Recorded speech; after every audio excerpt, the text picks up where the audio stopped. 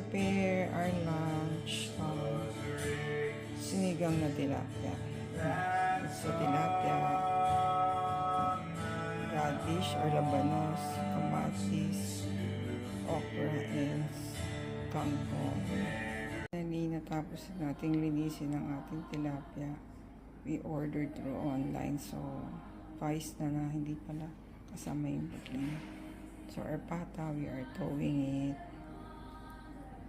Rice. So we have the kangkong, kamatis, labanos, okra, sibuyas, bawang for our sinigang na tilapia. So here's our sinigang mix.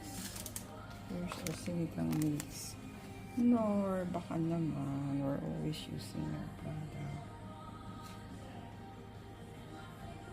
Let's start cooking our sinigang na tilapia. So sibuyas, bawang, our kamatis, and then pag na-melt na yan, lagyan natin ng patis, and later yung sinigang mix in garlic. So for our sinigang. She melted ng ating kamatis. So, lagyan na natin ng water for the soup broth.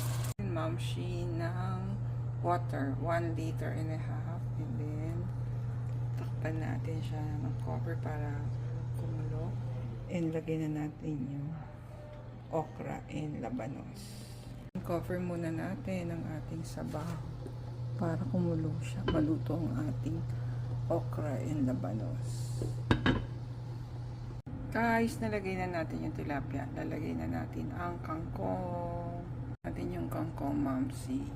So, let's cover it para maluto yung tilapia. Dapat bang increase 7 lang yung temperature natin. Luto na po ang ating sinigang sa tilapia. Let's just wait for Tin and Cathy to 10 minutes pa. Sabi ni Cathy, para hindi mahilap.